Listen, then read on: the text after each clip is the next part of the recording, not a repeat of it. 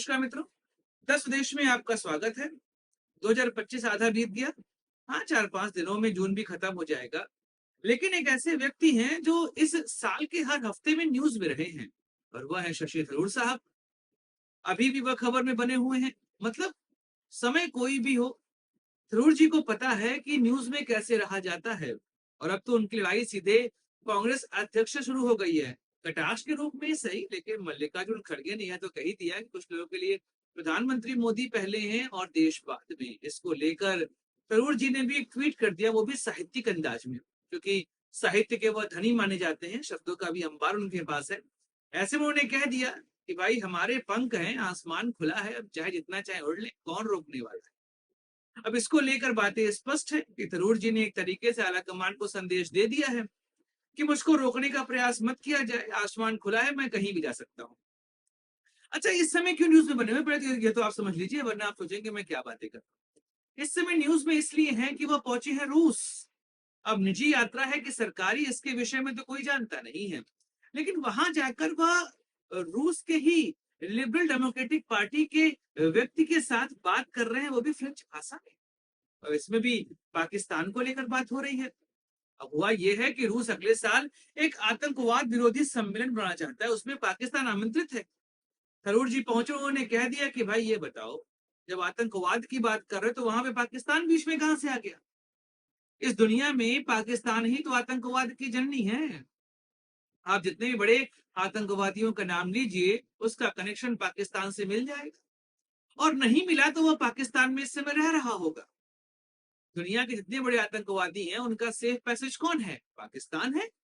पाकिस्तान हमेशा कोशिश करता है कि वो आतंकवाद को बढ़ावा दे। ऐसे में अगर आप पाकिस्तान को ही बुलाएंगे, जहां पर आतंकवाद के विरोध में हम बात करेंगे, तो फिर ऐसे सम्मेलन का फायदा क्या है? भाई अगर थरूर जी निजी यात्रा में पहुंचे हैं, तो वहां पर पाकिस्तान क्या कर रहा है बीच में?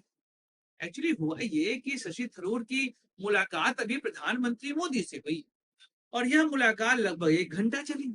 आप सोचिए, मोदी जी जो अपने मंत्रियों को इतनी देर तक मिलने का मौका देते नहीं है, पार्टी के कार्यकर्ताओं की तो बात छोड़ दीजिए, वो शशि थरूर जो कि विपक्षी सांसद हैं, उनसे मिल रहे हैं। मतलब कुछ तो पक रहा है।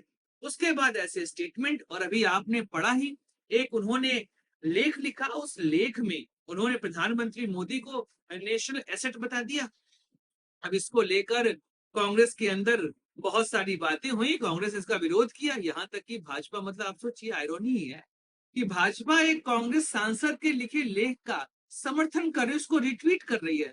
तो यही है राजनीति इस देश की, यहाँ पर कुछ भी होता दिखाई देता है। लेकिन हाँ, शशि थरूर उस एज पर जरूर है जहां से उनको एक धक्के की आवश्यकता है। अगर वह उनको पुश मिल गया तो वह हो सकता है कि भाजपा में शामिल हो जाए। अब क्योंकि भाजपा के लिए केरल की राजनीति वर्तमान समय में इतनी आसान तो है नहीं। जहां से वह शरद थरूर जी सांसद हैं, इस समय वह चौथी बार सांसद बने हैं। 2009, 2014, फिर 19, फिर 24, लगातार 4 बार। हाँ, यह बात अलग है कि वहां पे सेकंड नंबर पे इस समय राजीव चंद्रशेखरन है, जो कि भाजपा के इस समय केरल के अध्यक्ष हैं। लेकिन रहने वाले वो बेंगलोर के हैं, काम करते हैं केरल में, जो कि केरल उनकी जन्मभूमि रही है। अगर हम उनके कर्म भूमि की बात करें, तो कर्म भूमि उनकी बंगलौर रही है, लेकिन फिलहाल वो रहते हैं केरल में और वही की राजनीति कर रहे हैं। भाजपा को भी केरल में चाहिए एक चेहरा। क्योंकि अगर आरएसएस की बात करें, तो दो ऐसे राज्य हैं जिनको लेके आरएसएस काफी सीरियस नजर आ रहा है, एक है बंगाल और एक है केरल। केरल में आरएसएस लगातार कोशिश कर रहा है कि वो अपनी पैठ स्थापित कर सके, लेकिन फिलहाल वहां पर दाल गलते दिखाई दे नहीं रही है, क्योंकि वहां पे कोई बहुत बड़ा चेहरा तो है नहीं। राजीव चंद्रशेखरन को छोड़ दिया जाए और सुरेश गोपी को छोड़ दिया, जो इस बार चुनाव जीत के आए हैं, तो कोई ऐसा बहुत बड़ा नाम तो उनके पास है नहीं।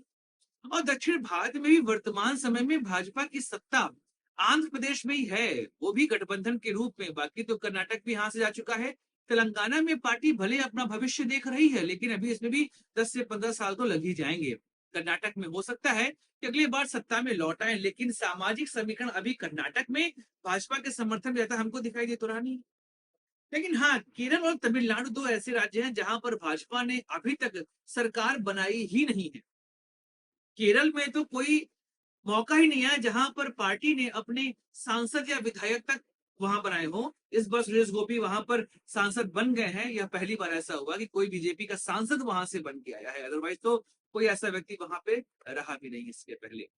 तो अब बीजेपी को चेहरे की आवश्यकता है और शहीद थोड़ी भी एक ऐसी जगह ढूंढ रहे हैं जहां से उनके टैलेंट को सही मौका मिल पाए। फिलहाल तो अगले वर्ष चुनाव है केरल में, हो सकता है कि वहां पे यूडीएफ सत्ता में आ जाए, लेकिन थरूर जी को तो वहां पे सीएम नहीं बनाया जाएगा, तो साफ यहां से स्पष्ट दिखाई दे रहा है। ऐसे में उनकी उपयोगिता क्या है? तो उपयोगिता के लिए उनको चाहिए जगह, और वह जगह मिल रही है उनके लिए बीजेपी में। वहां पे लगातार उनको पुश किया जा रहा है। यहाँ सोचिए, मतलब अगर हम बात करें विदेश मंत्री की, तो विदेश मंत्री तो एस जयशंकर साहब हैं, लेकिन इस समय पूरे दुनिया में भारत का संदेश लेके कौन घूम रहा है? वह घूम रहे हैं शशि थरूर साहब। और कई सारी कॉन्स्पिरेसी थ्योरी तो यही चल रही है कि भाई थरूर जी को हो सकता है विदेश मंत्री बना दिया जाए। एनएसए अजीत डोभाल साहब का रिटायरमेंट करीब आ रहा है, क्योंकि 80 साल के वह हो चुके हैं। कब तक रहेंगे एनएसए? उनकी जगह पे एस जयशंकर को बना दिया जाए एनएसए। हो सकता है भाई, भारतीय राजनीति यहाँ पर कुछ भी संभव है। तो अगर थरूर जी को यह मौका मिलेगा तो क्या वह बीजेपी में आएंगे? तो अभी उनका एक स्टेटमेंट वायरल हुआ था, आपको पता ही है, 3 दिन पहले उन्होंने कहा था कि भाई मैं कांग्रेस में हूं और कांग्रेस में ही रहूंगा, बीजेपी में जाऊंगा नहीं। देखिए, अगर आप बीजेपी और कांग्रेस के बीच में जो अंतर स्पष्ट करना चाहते हैं, तो वह अंतर सबसे बड़ा यह है कि कांग्रेस में रहकर वह लगातार अपनी बातें बोल पा रहे हैं, मतलब वहां पे कुछ भी कह सकते हैं। लेकिन भाजपा के अंदर जो अनुशासन है, वहां पर तो आप पार्टी लाइन से दाएं बाएं भाग ही नहीं सकते। अगर आप पार्टी लाइन से दाएं बाएं भागने का प्रयास करेंगे तो वही होगा जो कंगना रनौत के साथ हुआ। भाई खुले तौर पे जेपी नड्डा ने उनको लताड़ लगाई, उनको अपना ट्वीट डिलीट करना पड़ा। और यहाँ तो थरूर जी कुछ भी लिखते जा रहे हैं, तो यह तो दिक्कतें आएंगी। लेकिन जैसी राजनीति शशि थरूर ने पिछले 15 सालों में की है, वह बात स्पष्ट है कि वह किसी के आगे दबते यहाँ दिखाई तो देते हैं नहीं।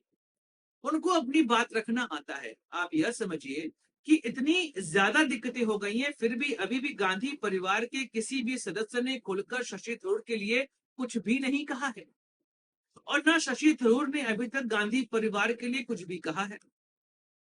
वह सम्मान अभी भी दोनों के बीच में बचा हुआ है। और शशि थरूर को भी पता है कि जो उनकी राजनीति है, जो उनका तरीका है, और जो उनका सेकुलरवादी सिद्धांत है, वह सिद्धांत बीजेपी में जाकर तो सक्सेसफुल नहीं हो। बीजेपी की राजनीति और थरूर जी की राजनीति में जमीन आसमान का अंतर है। ऐसे स्थिति में वह बीजेपी में अगर चले गए तो बहुत सही समस्याएं उनके साथ आएंगी। तो आज हो सकता है जो बीजेपी वाले उनका समर्थन करते घूम रहे हैं, उनकी तारीफ करते घूम रहे हैं, आगे चल के वह उन्हीं को दुर्भावना वाली बातें बोलते दिखाई दे। क्योंकि शहीद थरूर हैं पढ़ने लिखने वाले आदमी, वह कुछ भी अपनी बातें रख सकते हैं। उनको फर्क नहीं पड़ता कि नेतृत्व क्या कह रहा है। तो कांग्रेस में रहकर तो वही यह बातें करते दिखाई दे रहे हैं, पर अगर वह बीजेपी चले गए तो कहीं ना कहीं उनके पर लगाम लगाई जाएगी कि आज वो ये जरूर कह रहे हैं कि पंख है मेरे, आकाश है खुला, मैं उड़ सकता हूँ। बीजेपी में जाने के बाद यह आसमान भी किसी और का रहेगा और पंख में भी शायद ताले लगा दिए जाएंगे, यह तो स्पष्ट है। लेकिन हाँ, फिलहाल थरूर जी को रोकना यह कांग्रेस के लिए आवश्यक है। कारण इतने अच्छे राजनेता अगर उनके हाथ से चले गए, जिनका कि मास में भी नियंत्रण है, मतलब आप सोचिए कि लेफ्ट उनकी सीट पर 3rd नंबर पे है। ऐसी स्थिति में कांग्रेस अगर उनको लूज कर देगी तो केरल में समस्याएं बढ़ेंगी। नीलांबूर वाले केस में आपने देखा क्या हुआ। नीलांबूर में जब उपचुनाव हो रहे थे, उस समय शहीद थरूर को पूरी तरीके से साइडलाइन कर दिया गया। इस वजह से उनकी नाराजगी और यहाँ पर बढ़ चुकी है। तो बात स्पष्ट है, कांग्रेस ने अपने कई पढ़े लिखे नेता यहाँ पर खो दिए हैं। अगर ऐसी स्थिति में उनके पास से शशि थरूर भी चले गए तो फिर बचेगा क्या? राजनीति इस तरीके से नहीं होती है, हमें अच्छे लोगों को रोकना पड़ता है। अगर हम नहीं रोकेंगे तो फिर देश में भविष्य बचेगा ही क्या?